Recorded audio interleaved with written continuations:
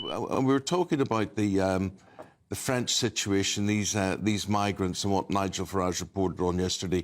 Milstride saying there, Lewis, that it was a one-off incident. Well, it definitely wasn't a one-off incident. You know, we see the figures every day. I think the interesting thing is, so Nigel here is saying, why are we giving the French money for this? They're not doing what they're supposed to be doing. And from covering this story extensively over the last, however long this has been going on, the problem is they are doing something.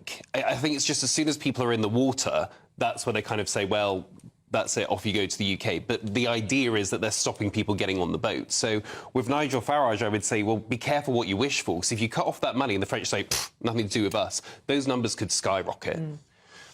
I'll tell you what is a sure bet. Nothing's going to change. They're still going to come, and they are, as Milstride did say, they're just banking on a Labour government to let them in. But I don't.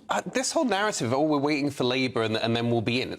They're already in now. I just think this is the oddest thing to have come out of the election. Oh well, you know, they'll be. I think the temperature of the narrative of the country will change, and I think because in my view, Labour will win the general election next week, and I think then people who will vote for them, immigration might not be the thing that will get Labour voted. They don't seem to be so engaged at that level, and they don't seem to care. If the voters, the electorate, vote for Reform or Conservative, they then will see the narrative of, let's stop the boats, we'll get Rwanda on, and we'll get the immigration sorted.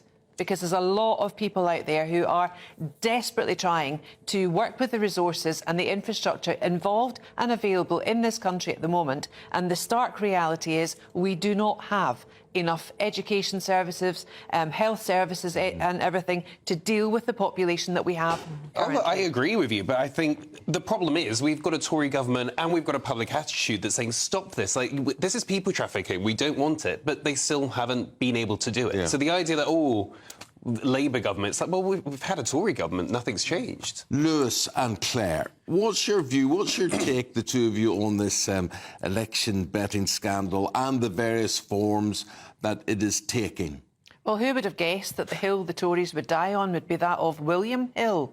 I mean, you just really could not make it up, could you? Very good, very good. Yes. Thank you. Thank you. I think it's pathetic. I think 8 days out from a general election, and here we are, headline after headline, day after day, is about, you know, sleaze and betting. And it's just one of those things. It's not even the biggest deal in the world. Do I really care if some politicians made a few quid here and there? See, I think but it's the principle of it. And even I was thinking this, I saw you guys introducing your summer giveaway, and I thought, as someone that comes on the show, I wouldn't enter it, just out of principle. Because imagine if I won it, and then it would be like, oh, did he win it because of it? You're right. Well, yeah. So I wouldn't enter it. So the fact that they haven't got that kind of moral... They'd go to me if I entered it and won it, and they would say, I mean, it's your duty to hand it back. Yeah. I'd say bye-bye.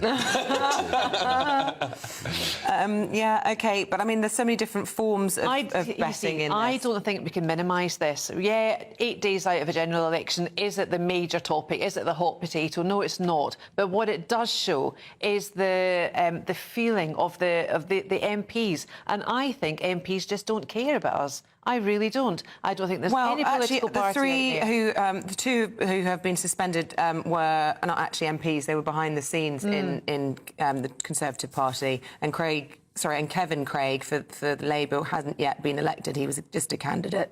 But Alistair Jack might be found. You know, he joked in a jocular fashion that he'd bet against the time that Rishi would sign the... But there's no suggestion he had any inside knowledge at all. And then it opens the debate that we were discussing there. In the front of the Telegraph here, 5 more police officers over election bets. One from Mr Sunak's close protection team was arrested.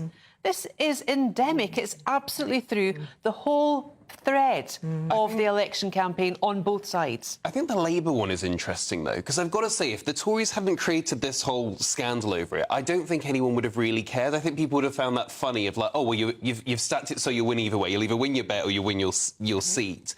And I bet if we went back, there's so many MPs Did you bet? over... Did you just say there you'd bet if we go back?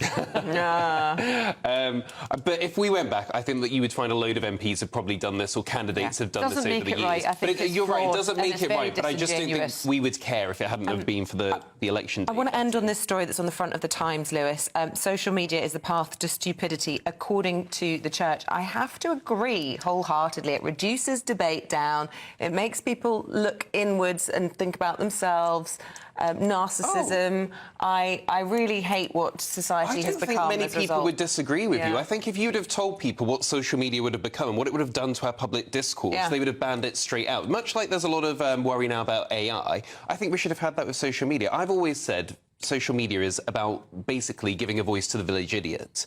You know, if in the 90s I'd have said, oh, Eamon's Thai, that means that he wants to kick puppies, the village would have said, don't be so stupid. But now if I tweet it, then all the other village idiots say, yes, that's right, and then all of a sudden, Eamon can't wear his tie. And it's just, this just nonsense things that just sort of take off and then become rules. Yeah. It's odd.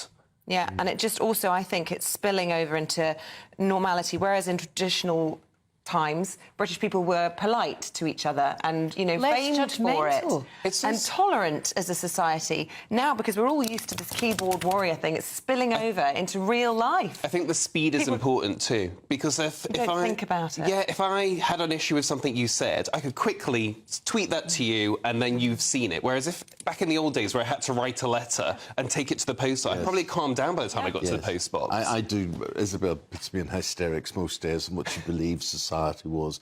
People were polite to each other and didn't bitch about each other. No, of course I they think do. the They just British were didn't have famous a for being- vehicle to express it. Well, I think we've got worse. I think people would never say some of the things they say to people's faces now, but they've become they don't. emboldened. I agree with you. They don't say it to your face. Social media gives them the excuse to do that.